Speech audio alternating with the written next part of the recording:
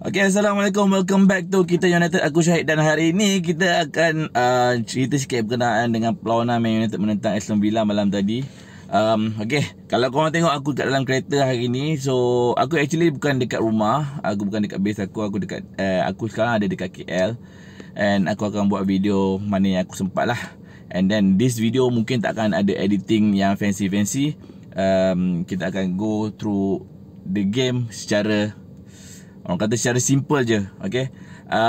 Dan aku kepada korang yang masih stay tune, aku nak ucapkan terima kasih banyak sebab sentiasa menyokong this channel. Alright, so game Man United menentang Aston Villa malam tadi, kita kalah 2-1 hasil jaringan daripada Morgan Rogers dan juga gol daripada Matheus Cunha.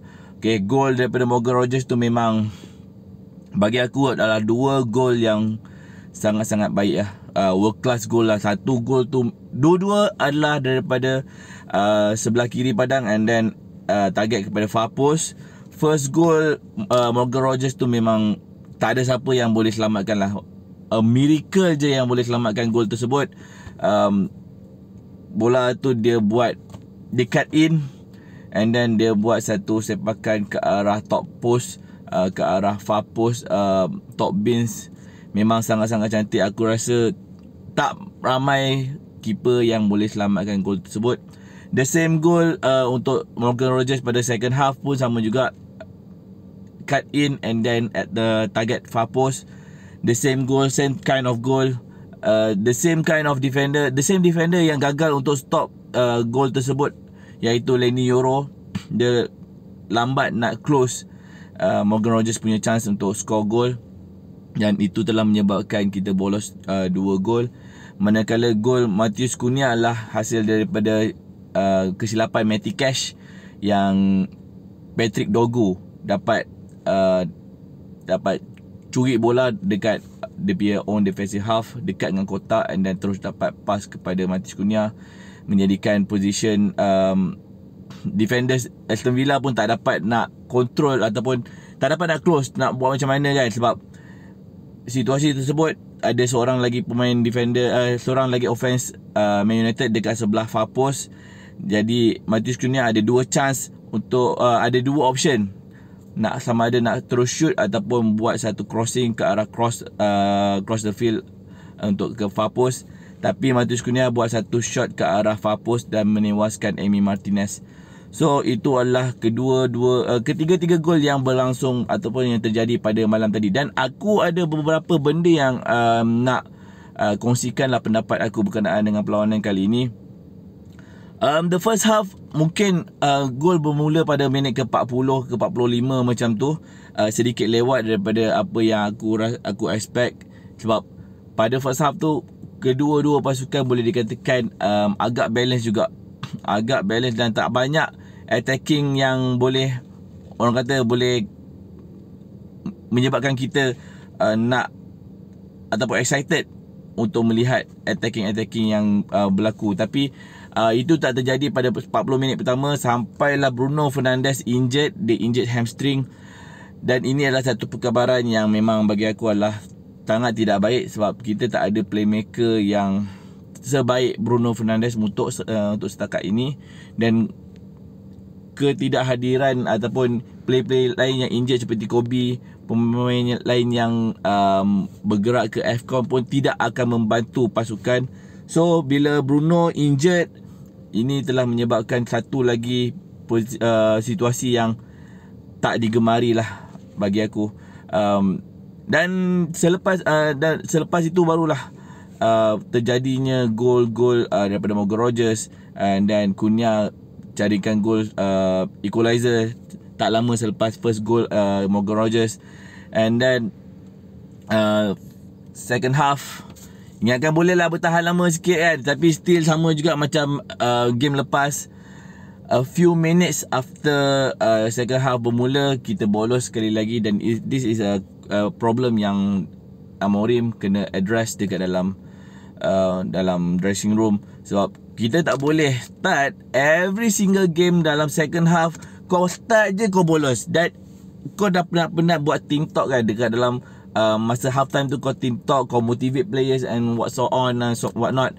Tapi at the end, just a few minutes after perlawanan bermula ataupun second half berlangsung, kau bolos.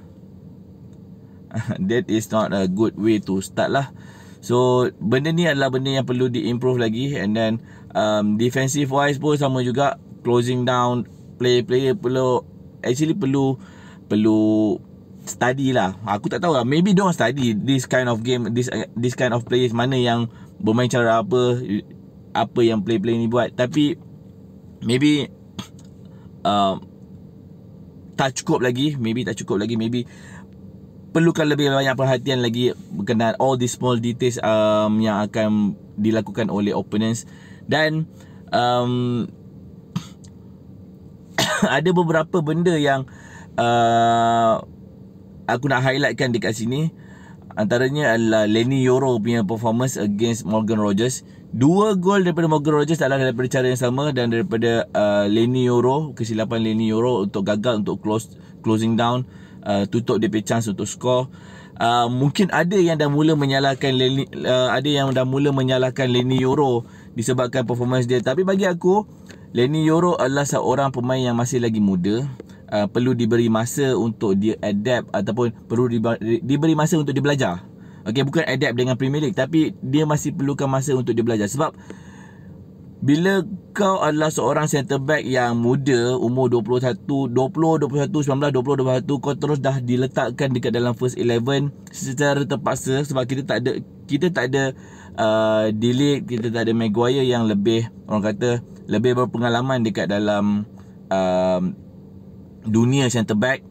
Tapi bila seorang pemain muda seperti Lenny Yoro dimasukkan, lagi-lagi berlawan dengan pasukan yang dah 10 game tanpa kalah ataupun 10 game menang, 9 game menang sebelum perlawanan Man United, iaitu Aston Villa. Sebelum Aston Villa lawan Man United, diorang dah menang 9 game berturut-turut in all competition. So diorang punya level is very very high. And then bila seorang young defender, kita tahu Lenny Yoro ada potential, tapi bila diletakkan against that high quality punya team, kau perlu expect ada kelemahan, akan ada kesilapan yang akan dilakukan oleh pemain-pemain muda. So perlu diberikan masa. Just jangan expect terlalu tinggi sangat. Kau tak boleh expect pemain umur 20 tahun, umur 19, 20, 21 tahun untuk perform macam player-player di central defense yang dah prime. Kau tak boleh expect dia macam player yang dah umur 24, 25, 26 sampai ke 30. Sebab diorang punya gameplay, how they read the game is very very different. So Lenny Yoro bagi aku perlukan masa lagi. And then satu lagi situasi di mana Ruben Amorim terpaksa meletakkan Licha dekat dalam posisi central defense, letak dalam posisi defensive midfield. Okay, kita tahu Licha adalah seorang ball playing defender yang memang kadang-kadang dia boleh carry the ball, and it is a good sign yang kita boleh tengok first hand yang Licha bermain dekat posisi defensive midfield. Okay, lebih-lebih lagi dalam structure dia bagi aku pemain macam tinggi dia 1.7 lebih, almost tak sampai 1.8, tapi dia bermain dekat central defense. Bagi aku, bila pemain yang tak tinggi, and then dia punya first position adalah central defense, tapi dia boleh pegang bola, dia boleh main dekat defensive midfield, dia boleh buat covering, dia boleh jadi anchor, dia boleh protect the central defense kalau dia letakkan dalam posisi defensive midfield. And then dia boleh spray passes. So that is a good sign yang mungkin selepas ini Ruben Amorim mungkin boleh meletakkan lebih banyak lagi Licha dekat dalam posisi defensive midfield ataupun number 6. Sebab kita tahu Casemiro sekarang memang tak lama dah. And then Ugarte pula memang tak boleh pakai lah. Beli 50 juta tapi tak boleh pakai. So it is just a waste of money.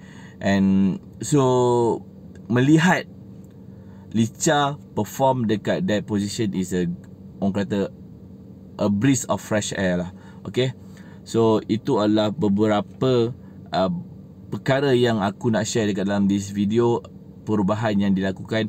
Okay, this is not an excuse untuk kalah. Kita tahu ada a few players yang meninggalkan klub disebabkan oleh AFCON, ada disebabkan injuries. Tapi kita kena faham, kita kena ingat, ada teams pun ada juga pemain-pemain yang pergi kepada AFCON, ada pemain yang injured. So it's not an excuse. But untuk perlawanan kali ini, aku memang tak boleh expect, aku takkan expect tinggi. Sebab kita tahu Aston Villa adalah pasukan yang tengah dominan sekarang. Dia punya performance is like crazy, and kita main away. So for a team yang maybe masih kita tengah improve untuk cari rentak, a loss is an expected result. So tak boleh nak buat apa. And hopefully they grow stronger lah untuk the next game. Like, next game akan bertemu dengan Newcastle, tak silap aku, pada 27 hari bulan. So another tough opponent. Tapi kita akan main home, even though kita punya performance dekat home is quite bad. So but what to do, it is what it is. Tak boleh nak buat apa. We have to go game by game, and hopefully the result will ni lah, berat kepada arah kita lah. So aku rasa itu saja untuk kali ini. Thank you for watching, and hopefully korang akan terus stay tune dekat this channel. Aku akan cuba buat content sesempoi yang boleh. Okay, maybe kalau aku tak ada masa untuk edit kau-kau, aku akan buat secara simple lah macam ni. Kalau korang enjoy this kind of video, korang boleh komen dekat bawah. Dan thank you for watching, and aku akan jumpa korang dalam next video. Bye bye.